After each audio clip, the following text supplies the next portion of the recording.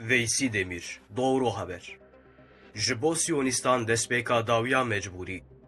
پشتی طوفان اقصای یا هفته مها جوتمه هور و نزی سه مه در باس بو بمب باران و قتل عام قرکرنه ین رژما تروریستا اشغال کرد لدجی سویلان نشریدا غزه بیناو برد دومه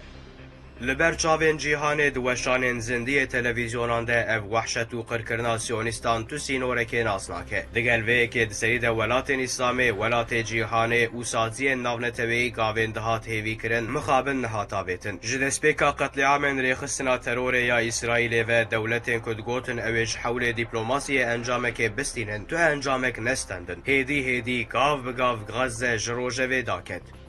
سیونیست و آلیگرین وان باش دزانن که هیدی گاو بگاو و نرازی بون و برتک کم ببن جبر وی که به همو هزاخوه مرنه بسر غزه ده دبارینن دگر وان همو هویتی و قرکرنان جی نممکنه کم مرف هلوستا پاسیف به تأثیر و غمساریا کورا اداروان ولات مسلمانان فهم بکه بالعکس و برواجی ریبر و اقتدار امتا اسلام و گلن جیهان به بردوامی دروش کشیاری دنه و به چالاکی متینگ و بانگن بویکوت ین جدا داخواز راوستاندنا هویتیا لغزه دکن دگل لیدر و ریوبران امتا اسلام و گلن جیهانه هر تم دنافته قوزه که دنه و جبو اف وحشت به سکناندن برنامه ین جدا متینگ تین دارخستن و بانگن بویکوت تین داین اپراسیون طوفان اقصای گلک ادراک کرن و هشمندین هاتبو چیکرن شکان پشتی وی روح برخودان و جهاد ایدی تو تشتوک بره نابه اف روح هم لولات مسلمان و هم جیل سرانسر جهان بو سبب آشیاربون کم مزن بر به اسلامیتیه و هشمندیا گلو خلقان نیرین انکسیونیزم جهان و امپریالیزم جهانی بسالان آوا کربون هلوشیان و ماسکه دروین و دروتیا روژاوا یعنی عالم غربه کتن خواره و خیابو ده انجام جهاد و مجاهدین غزه ده جبهه برخوادان یا کش بلی خوده آلیکاری جتو کسی ناخوازه هر روش در بین گران نسیونیستین اشغال کردخن و ریل بر پیشکتنا واندکرن جبر وی که ریخستنا تروریستا اسرائیل بانگا آلیکاری لکرین قاتلان کرد لسر وی که اف کرین قاتلان این کیرت هاتن جبهه اف یکشی جبو فهم کرنا داربین گران که ریخستنا ترور یا اسرائیل خواریه بسه و حول دجرایا گشتی یا خواه و رایا گشتیا جهان وشیره لورا ارتشا سیونیستان جترسونکان و جمرین زندی لهمر مجاهدان پیسکولوژیوان خرابونن پیکتی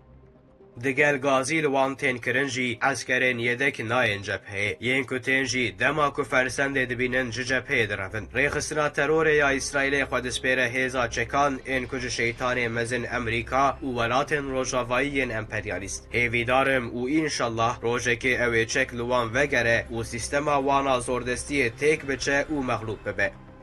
سروک دامزرینر و آواکار حماس شیخ احمد یاسین دوگلان 1999 هانده ده برنامه بناو شهید سردم یا تلویزیون الجزیره ده گوتو بو که دولتا ترور یا اسرائیل ده سال 2027 ده و نمینه و به ورت نکرن جهوله بیرا کرن استکلیف دکم که پشتی اپراسیون طوفان الاقصای جارک دن اف هف پیوین ورت ماشه کرن ده وی هف پیوین ده شیخ آیتان نشان ناده ده آیت و تفسیر سوره اعراف 34 و سوره انبیاء 44 ده نشانه وی کرده